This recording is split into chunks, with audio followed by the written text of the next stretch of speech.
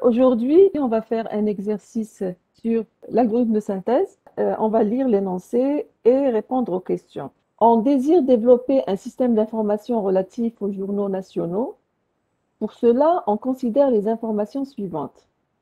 Un journal est décrit par un code unique, un titre, une adresse, un site, c'est-à-dire un site web, un type. Le type d'un journal peut être politique, loisirs, scientifique, etc.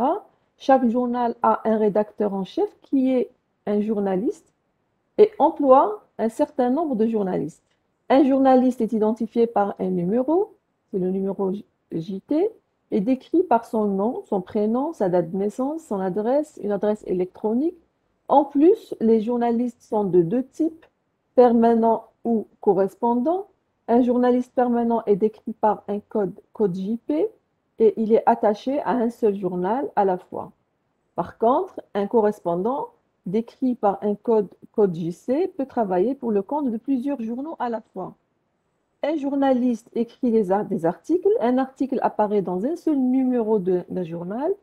Un numéro d'un journal est décrit par un numéro NUMJ, qui est un numéro séquentiel.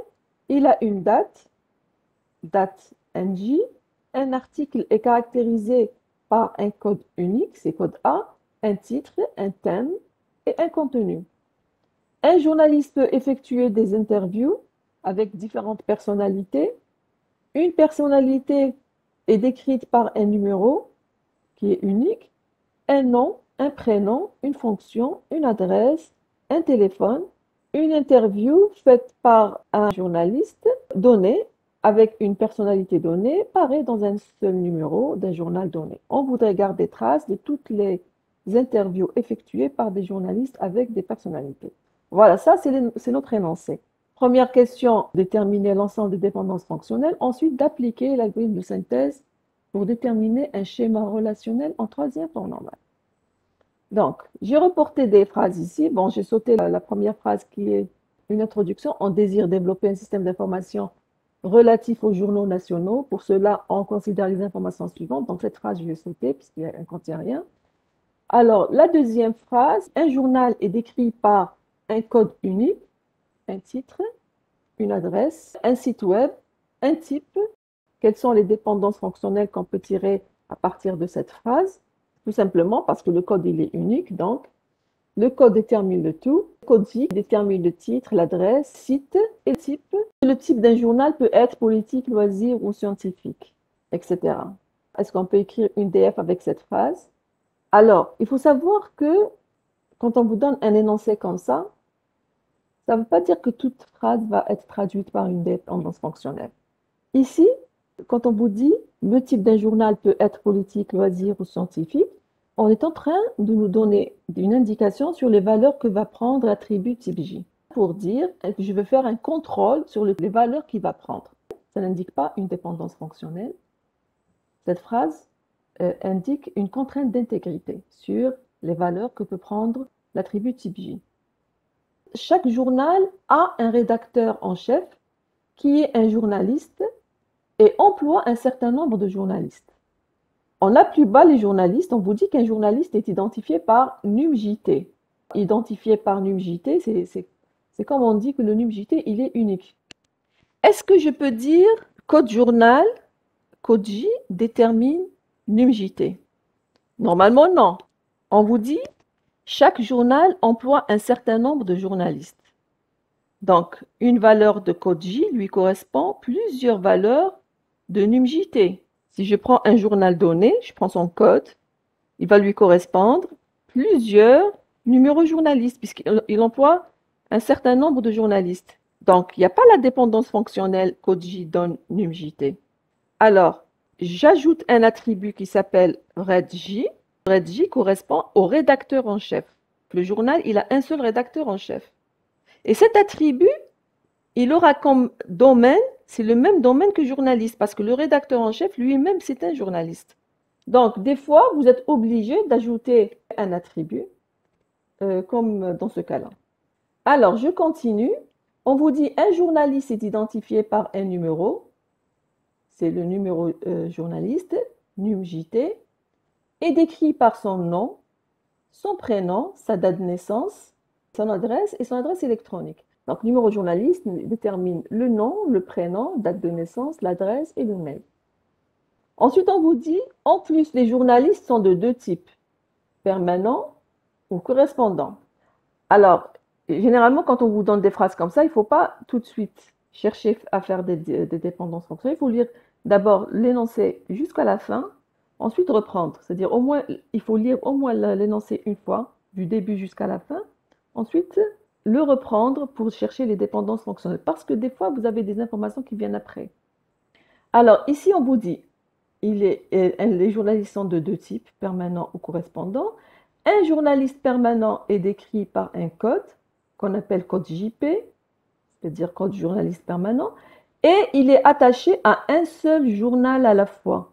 Par contre, un correspondant, décrit par un code JC, pour dire code journaliste correspondant, peut travailler pour le compte de plusieurs journaux à la fois.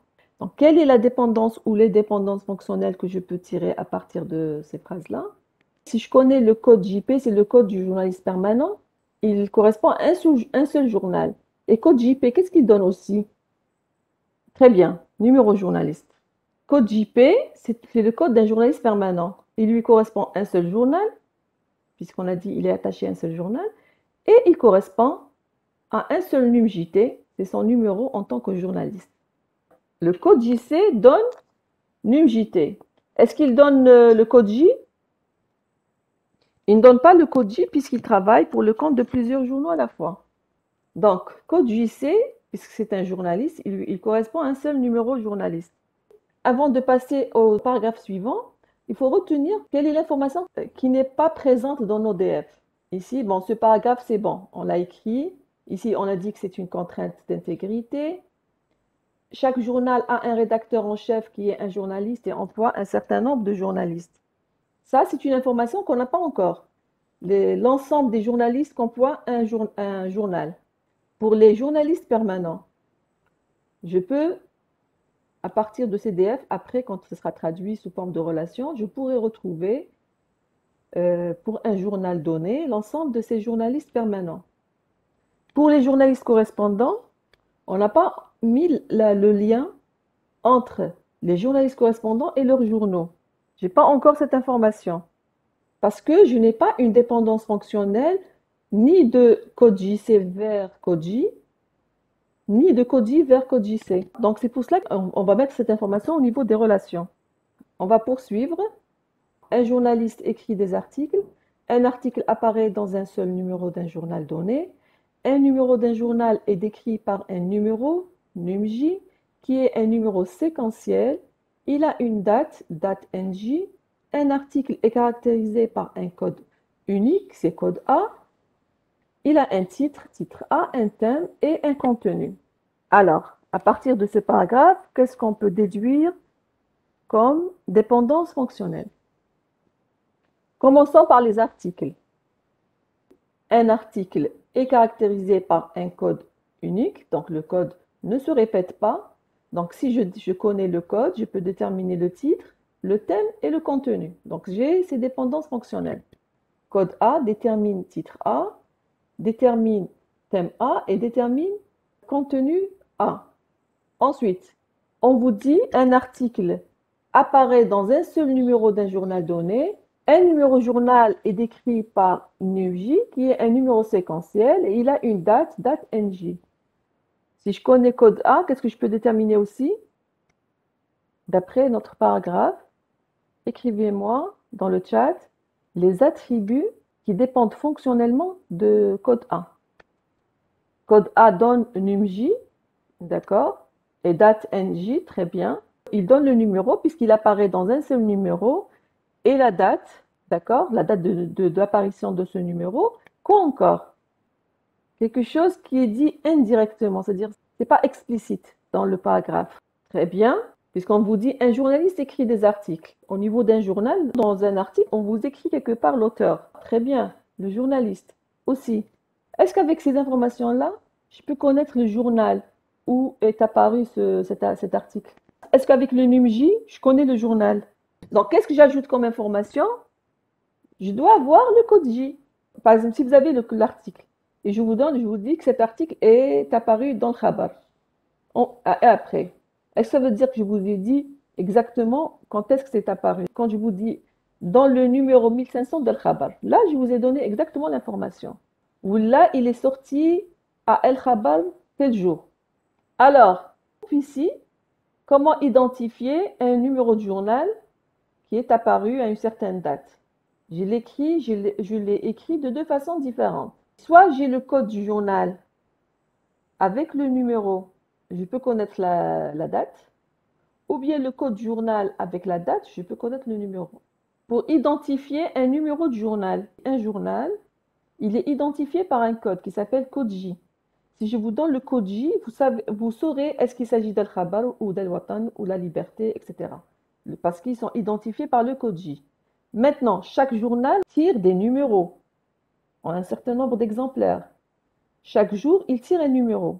Ce numéro, donc, il a un numéro séquentiel qui s'incrémente dans le temps. Si je connais le code J seul, je ne peux pas connaître le numéro puisqu'il lui correspond plusieurs numéros. Un numéro aussi ne lui correspond pas à un code J parce que le même numéro peut figurer dans les différents journaux. Mais si je connais le code du journal avec le numéro, là, je peux dire ce numéro, il est apparu dans quelle date. Je vous dis El Khabar numéro 100, 1500, vous pouvez trouver dans quelle date, quel jour est apparu El Khabar numéro 1500. Ou bien, je vous donne El Khabar et un jour, vous trouverez un numéro d'Al Khabar pour ce jour-là. C'est-à-dire ces deux DF qui représentent le lien entre le code J et le num J. D'accord? Donc il faut faire attention. Il y a des dépendances fonctionnelles qu'on voit directement, comme ici, mais il y a des dépendances fonctionnelles qu'il faut comprendre, qui sont décrites implicitement d'après nos paragraphes. D'accord? Il faut déterminer toutes ces dépendances fonctionnelles. Parce que si vous ne les avez pas, il y aura un manque d'informations. Parce qu'à la fin, quand je vais construire mon schéma relationnel, normalement, je vais faire des requêtes d'interrogation. Je peux tirer toutes les informations que je veux à partir de ma base de données. Alors, on continue. On vous dit un journaliste peut effectuer des interviews avec des différentes personnalités. Ces personnalités peuvent être des célébrités, des hommes, des politiques, etc. Une personnalité est décrite par un numéro, un nom, un prénom, une fonction, une adresse, un téléphone. NumP, c'est le numéro qui est unique. Il détermine le nom, prénom, fonction, adresse, téléphone. Maintenant, pour décrire l'interview. Une interview faite par un journaliste donné avec une personnalité donnée paraît dans un seul numéro d'un journal donné. On voudrait garder trace de toutes les interviews effectuées par des journalistes avec des personnalités. Donc, vous me dites quels sont les DF que vous allez faire sortir ici. Il faut faire attention. Un journaliste peut effectuer des interviews. Donc, si je connais le numéro du journaliste, je ne peux pas déterminer l'interview. Il n'y a pas une seule. Donc, je n'ai pas de dépendance fonctionnelle entre le journaliste et l'interview. La même chose entre personnalités. Une personnalité peut avoir des interviews plusieurs fois. C'est-à-dire pas une seule dans sa vie. Elle peut avoir une à plusieurs interviews. Donc, j'ajoute une date, puisqu'on a dit on veut garder trace de toutes les interviews effectuées par des journalistes avec des personnalités. Le journaliste avec la personnalité, avec la date d'interview, je peux déterminer, donc il va écrire l'article, ça va lui correspondre et l'article, le numéro dans lequel il est apparu, le journal et la date du numéro du journal. Est-ce que d'abord vous êtes d'accord pourquoi on écrit les trois? Parce que votre camarade tout à l'heure a dit numéro journaliste, date, donne la personnalité. J'ai dit, si on n'a pas d'hypothèse sur ça, on ne va pas nous-mêmes imposer des contraintes. Quand ce n'est pas précisé dans l'énoncé, nous, on laisse général. Donc, pour nous, un journaliste, à une date donnée, peut faire plusieurs interviews avec des personnalités différentes. Et une personnalité, à une date donnée, peut accorder plusieurs interviews à différents journalistes. Alors, votre camarade écrit code J, NumP, détermine l'interview? Non. Si vous m'avez entendu, non. Vous avez compris pourquoi c'est non. J'ai dit, dans le même journal, on peut avoir plusieurs interviews pour la même personnalité dans le temps, bien sûr. On a trouvé notre ensemble de dépendances fonctionnelles. C'était la première question. La deuxième question, on va déterminer un schéma relationnel en troisième forme normale en appliquant l'algorithme de synthèse. L'algorithme de synthèse, on a en entrée une relation qu'on appelle universelle qui contient l'ensemble de nos attributs avec un ensemble de dépendances fonctionnelles.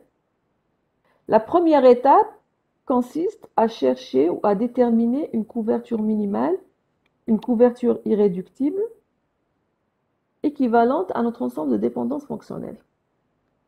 La première étape, les dépendants, les membres droits d'EDF doivent être des singletons. Ici, vous avez remarqué que j'ai écrit les dépendances fonctionnelles avec un seul attribut à droite. Alors, pour ce genre d'exercice, quand vous déterminez les dépendances fonctionnelles, écrivez à chaque fois un attribut à droite. Comme ça, quand on arrive à la question pour déterminer la couverture minimale, propriété 1, on va dire directement que c'est vérifié. Donc ici, pour la propriété 1, elle est vérifiée. Il y a un attribut à droite. La deuxième propriété, les déterminants, c'est-à-dire les membres gauche d'EDF, irréductibles. Toutes les dépendances fonctionnelles doivent être élémentaires. Qu'est-ce qu'on a dit? Élémentaires, c'est des dépendances qui sont irréductibles à gauche. Ça veut dire que je ne peux pas réduire le déterminant, le membre gauche. Quand il y a un seul attribut, quand le déterminant est formé d'un seul attribut, forcément, la DF est élémentaire. Le déterminant est irréductible, je ne peux pas le réduire. Quand il est composé, on ne doit pas avoir une partie de cet ensemble qui détermine le dépendant, le membre droit. Donc ici, par exemple, code J, num J détermine la date du numéro J. Est-ce que je peux réduire le membre gauche? Non. Très bien. Parce qu'on l'a fait exprès. La même chose pour la deuxième dépendance fonctionnelle. Le même code J, avec la date, il lui correspond un seul numéro. On a dit qu'un journal lui correspond plusieurs numéros. Chaque numéro pour un journal apparaît dans une seule date. Donc, le journal avec numéro lui correspond une seule date. Ou bien on a dit, le journal à une date donnée, il fait apparaître un seul numéro. D'accord? Donc, pour ces DF-là, on ne peut pas réduire. Pour ces DF aussi, je ne peux pas réduire. Donc, généralement, puisque c'est vous-même qui déterminez ces dépendances fonctionnelles, en général, elles sont irréductibles à gauche. Mais il faut faire attention, parce que vous êtes en train de traduire des phrases qui sont dans l'énoncé en dépendance fonctionnelle. Donc, des fois, il y a des phrases, quand vous les traduisez, vous aurez un membre gauche composé que vous pouvez réduire. Donc, il faut faire attention. Ne dites pas que directement, il est irréductible à gauche. Vérifiez quand même. Vérifiez qu'il n'y a pas une partie de l'ensemble du membre gauche, surtout quand c'est plusieurs, plus que deux attributs. Par exemple, 3, 4 attributs à gauche. Soyez sûr que c'est un ensemble irréductible. Donc, pour notre cas, la première propriété est vérifiée. La deuxième propriété est vérifiée. La troisième propriété, aucune DF ne doit être redondante. On a dit qu'une DF redondante, c'est une DF qu'on peut dériver à partir des autres. Voyez, avec les DF qu'on a ici, est-ce qu'il y a des DF qu'on peut dériver à partir des autres? Par exemple, ici, bon, dans cet ensemble tel qu'il est écrit, non, il n'y a pas de redondance puisque les attributs sont tous différents. Nous avons code J, num J qui détermine date NJ. Code A détermine code J, il détermine num J. Par union, il détermine code J, num J. Code A détermine code J, num J. Code J, num J détermine date NJ. Par transitivité, code A détermine date NJ. Très bien. Ou bien, on utilise celle-là. Code A détermine code J et date NJ. Et code J, date NJ détermine num J. Donc, par transitivité, code A détermine num J. Mais on ne va pas les enlever en même temps. Soit on enlève code A donne date NJ, ou bien code A donne num J. On ne va pas les enlever toutes les deux. La même chose pour cet ensemble. Num JT, num P, date I détermine code A. Code A détermine la date, le code et le num J. Donc, Par transitivité, je peux déterminer ces trois. C'est des redondances. Donc ça, c'est des redondances qu'on va enlever. Je récapitule ce que je viens de dire. Donc, nous avons code A détermine date numéro J. Code A détermine code J. Je fais une union. Ça veut dire que code A détermine code J, date NJ. Et code J, date NJ détermine numJ. Donc, code A détermine numJ. C'est une redondance à enlever. Ou bien, on fait l'inverse. On utilise code A donne numJ et code A donne code J. Donc, ça donne code J numJ. Et code J numJ donne la date NJ. Et par transitivité, code A donne date NJ. Ce sera une redondance à enlever. Donc, soit on enlève code A détermine numJ, soit on enlève code A détermine date NJ. Et là, ça nous fait deux couvertures différentes. Si je choisis d'enlever celle-là, c'est une couverture parce que j'enlève cette DF et je garde code A détermine date NJ. C'est une couverture minimale. Ou bien, j'enlève code A détermine date NJ et je garde code A détermine numJ. Et ça sera la deuxième couverture minimale. D'accord? Donc ici, on a deux couvertures minimales possibles. Ensuite, pour les interviews, l'UMJT, BIMP, date interview donne code A. Code A détermine date numéro J, numéro du journal, implique par transitivité que num journaliste, num personnalité, date interview détermine date numéro journal. C'est une DF redondante à enlever. On reprend la même chose avec numéro journaliste, numéro personnalité, date interview détermine code A et code A détermine code journal. Alors, numéro journaliste, NUMP, date interview détermine code journal par transitivité. C'est une DF redondante à enlever. Et enfin, NUMJT, NUMP, date I détermine code A. Code A détermine NUMJ, implique NUMJT, NUMP, date I détermine NUMJ. C'est une DF redondante qu'on enlève.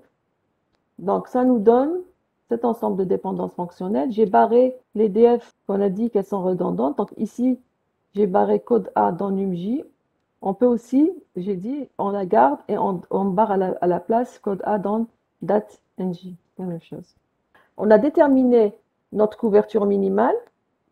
La deuxième étape consiste à regrouper les dépendances fonctionnelles selon les membres gauche.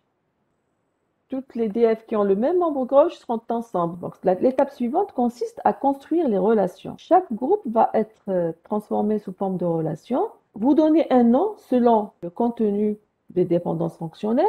Vous pouvez tout simplement mettre R1, R2, R3, R3, etc. ou bien donner des noms qui ont un sens. La clé, ce sera la clé primaire de la relation, ce sera le déterminant, et les autres, ce sera les attributs de la relation. Donc, pour chaque DF, pour chaque groupe de FI, F'I, construire un schéma RI formé des XI, YI. XI, c'est le déterminant, YI, c'est les autres attributs qui sont à droite. Donc, ici, donc ça, c'est le premier groupe, journal. Ce groupe, je vais l'appeler journaliste. Ici, je vais l'appeler article, personnalité. Je vais l'appeler journaliste permanent, correspondant, interview. Remarquez cette relation. C'est exactement les mêmes attributs qui sont dans le numéro de journal. Donc, c'est la même relation, mais seulement, qu'est-ce qu'elle a de particulier, cette relation? Elle a deux clés candidates. Dans la relation numéro journal, j'ai deux clés candidates, soit code J numJ, soit code J date NJ. Je dois choisir une parmi ces deux comme la clé primaire. D'accord? Je ne vais pas construire deux relations différentes. C'est la même relation. Il y a une autre chose qu'il ne faut pas oublier, c'est les journalistes correspondants avec leurs journaux. Je vais l'appeler journal et journaliste correspondant. Il faut connaître pour chaque journal quels sont les journalistes correspondants qui travaillent avec lui. Et aussi, pour un journaliste correspondant, il travaille avec quel journal? C'est les deux qui forment ma clé. Parce que je dois connaître pour chaque journal tous ces journalistes. J'ai l'information sur les journalistes permanents ici. À partir de cette relation, on peut déterminer l'ensemble, c'est-à-dire si je veux lister la liste des journalistes permanents d'un journal, je vais dans cette relation, parce que vous allez voir après les requêtes, quand on fera les requêtes sur les relations, comment on écrit les requêtes pour tirer la liste des journalistes permanents qui travaillent dans un journal donné.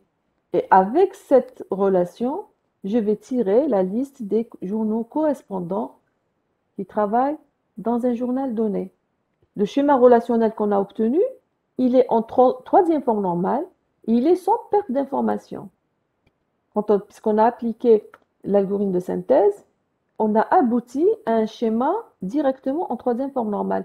Maintenant, il y a l'étape 4 et l'étape 5.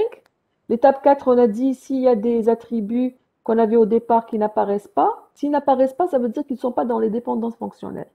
C'est pour cela qu'on les appelle isolés parce qu'ils ne sont pas liés aux autres attributs. Donc, si c'est le cas, on a dit tous ces attributs-là, on les regroupe ensemble dans une relation et le tout forme la clé primaire de la relation. Dans notre cas, on n'a pas d'attributs isolés.